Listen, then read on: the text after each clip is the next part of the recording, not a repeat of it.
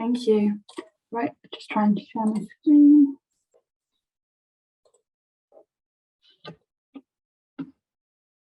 Okay, is that up for everyone? And everyone hear me okay? Yeah, I can see. Yeah, great. So thank you for having me today, and thank you for joining me. So my name is Molly Hebditch. I am a research fellow at the Centre for Dementia Studies, and I'm going to talk to you today about a project that was part of my PhD, a sub-study within it. So this is looking at career preferences for working with people with dementia in undergraduate and newly qualified healthcare professionals. And it's just recently been published, so I put the link there. So why is it important to understand career preferences of healthcare students in relation to dementia? So a current issue in NHS workforce planning is ensuring that healthcare professionals are both competent and willing to work with older adults with complex needs. And this includes dementia care, which is widely recognised as a priority. However, how healthcare students or newly qualified professionals view a career working with people with dementia is not very well understood, and there haven't been any studies looking at the factors influencing these preferences during training or recently qualified. And so it's important to understand these preferences because obviously it can help us to understand how we may influence preferences to not only increase interest in specialties related to working with people with dementia, but interest and engagement with working with this patient group broadly across specialties as well. So the objective of this study was to explore the factors that influence career preferences in relation to working with people with dementia. And because this hadn't really been looked at before, we decided that a qualitative study would be appropriate to kind of openly explore what some of these factors might be that influence preferences. So we looked at, we interviewed 27 newly qualified doctors and nurses within 2 years of graduation. And we asked them about their experiences during undergraduate training as well as since qualifying. And these participants were purposefully sampled, so they weren't randomly selected, because we wanted to get a range of views about working with people with dementia from different perspectives. So we ensured to include doctors and nurses, but also kind of male, female, just different characteristics. But most importantly within this study is we interviewed people who had expressed prior interest in working with people with dementia, as well as people who suggested it was maybe one of their lower preferences. And we were able to do this because the study was nested within a larger project. So it was nested within Time for Dementia, which you've probably heard about today. But Time for Dementia is an educational intervention where participants are paired with a family affected by dementia during their undergraduate education. And so we were also able to interview newly qualified healthcare professionals that had taken part in Time for Dementia, as well as those who hadn't taken part in this kind of educational intervention. And so these transcripts, these interviews were analysed using grounded theory methods. Here you can see the breakdown of the characteristics of the people we interviewed. So you can see there's around an even split between those who took part in Time for Dementia and those who didn't. Participants were recruited from 4 universities, so the Brighton and Sussex Medical School, the University of East Anglia, University of Brighton and the University of Surrey. And you can see also here, so there was a range of general interest as well as looking at interest in specific specialties. So there were 6 main factors we found overall influencing preferences, and I'm just going to talk about the three central ones because of time today. So these were the key ones. So the first was around this concept of making a difference.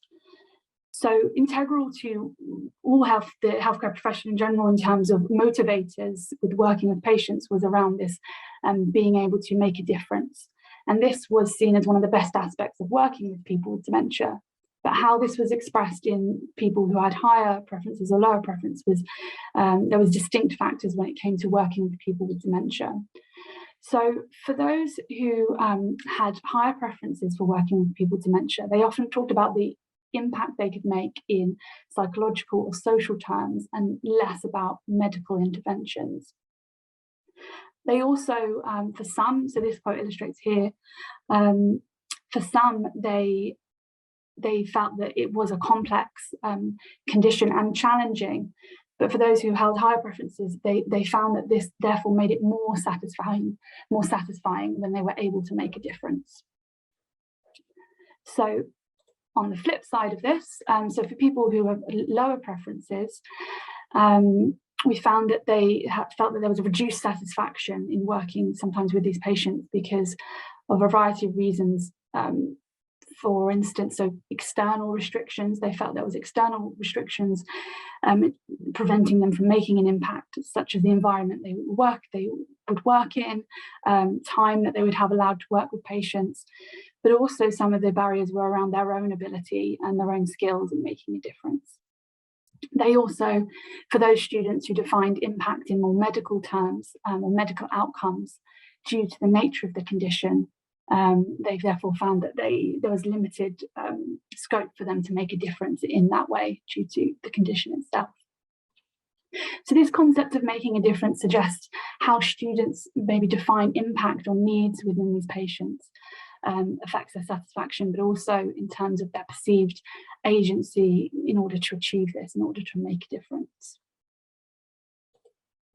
So the second main factor was around a different type of care. So the participants felt that working with people with dementia was seen as a different type of care. It was seen not standard in the sense that it was holistic and could be more person-centered and had the focus on quality of life rather than medical outcomes. And for those who were drawn to this type of work, it was associated with higher preference, whereas those with a lower preference was associated with wanting to work with more medical or acute settings or conditions. However, so as this quote shows, they did feel that as students that this perspective could change during undergraduate training, so they could become attracted to a different type of care. And this shows how it can shift and how developing an appreciation for this different type of care may influence preferences. So together, this category suggests that participants' preferences for working with people with dementia might be aligned with how they view their role as healthcare professionals or how they wish to treat or care for patients and their role within the patient's journey. So the final, in terms of the key categories, was around perceived alignment with personal characteristics. And this was how participants saw themselves in relation to working with people with dementia. So central to this was around competency and confidence. So those who had a higher preference felt that they had more skills related, or they felt confident in this work, whereas those lower preferences felt that they maybe didn't have those skills. There was also around personal attributes, so characteristics such as patience and maturity that were discussed in relation to whether being suitable for the work.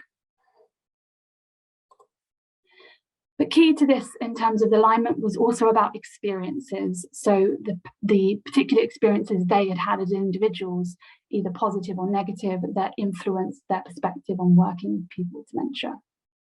So in terms of positive experience, so this included time for dementia. Time for dementia was indicated as one of those experiences that might have positive influences on preferences. But in general, in terms of the ways that these experiences could positively impact preferences, were around kind of three main themes that are interlocked. So the first one being around some experiences, especially educational, could help develop these competencies and confidence and reduce fear with working with people with dementia. There was also around helping them to appreciate the difference that they could make when working with patients, seeing how healthcare professionals can really make a difference. And also having positive interactions with people with dementia, so challenging some misconceptions they might have about what it would be like to work with people with dementia. And running through this was around the role of different settings and how it's important to be exposed to different settings to get a balanced view of working with people with dementia. Okay, and as I said, I'm going to just skip through a few of these themes because we don't have time today, because I just wanted to touch on kind of the implications maybe of some of this work. So undergraduate education has always been seen as a pivotal time in developing preferences. And so some of this work might help us to relate this to dementia specifically. So it could suggest that the again, importance of focused dementia education and training to increase that confidence, competence, and skill development.